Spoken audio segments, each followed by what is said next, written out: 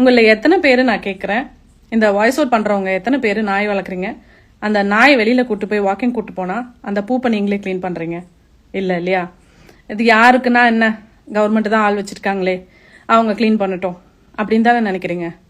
வெளிநாடுகளில் தான் வளர்க்குற வீட்டு நாயே வெளியில் போய் பூப் பண்ணுச்சுன்னா அதை க்ளீன் பண்ண வேண்டியது சட்டம். அவங்க அதை பண்ணி தான் ஆக வேண்டிய கடமை இருக்குது.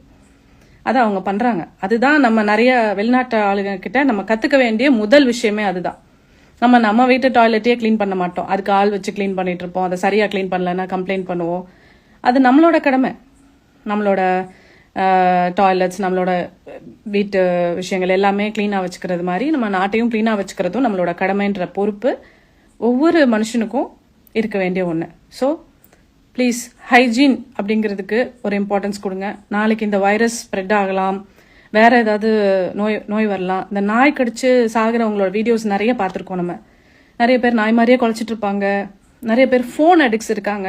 இந்த ஃபோனை இது பண்ணியே அந்த கேம் மாதிரியே பண்ணிட்டு சாகுறாங்க. அவங்களெல்லாம் அவங்க வீட்டாளுங்க துடிக்கிறத யோசிச்சு பாருங்க. நாய் கடிச்சதுன்னு சொன்னா அந்த மாதிரி ஒரு சாவு வரணுமா மனுஷனுக்கு? டக்குன்னு ஆக்சிடென்ட்ல சாவுறதெல்லாம் வலி கிடையாது. பட் ஆனால் நாய் கடிச்சதுன்னா எத்தனை ஊசி அது போடணும். நாய்க்கு ஊசி போட்டு அந்த நாய் கடிப்பட்டவங்க நாய் மாதிரியே மாறி அது மாதிரி சாப்பிட ஆரம்பிச்சு அது மாதிரி குலைக்க ஆரம்பிச்சு அந்த நரக வேதனை யாராவது பார்த்துருக்கீங்களா? எத்தனை வீடியோஸ்ல பாக்குறீங்க. பட் ஸ்டில் நான் நாய்க்கு தான் சப்போர்ட் பண்ணுவேன். நாய்க்கு எல்லா நாயும் கடிக்கலைங்க. எல்லா நாயும் பிடிச்சி இது பண்ண முடியுமா? இது எல்லாரும் கேட்குற வாதம். எல்லா நாயுமா கடிக்குது? எல்லா ஆம்பளையுமா ரேப் பண்றான்? எல்லா ஆம்பளையும் தப்புன்னு சொல்லிட முடியுமா? அது மாதிரி எல்லா நாயும் தப்புன்னு சொல்லிட முடியுமா? நம்ம டாக்ஸை அந்த மாதிரி ஐடென்டிஃபை பண்ண முடியாது.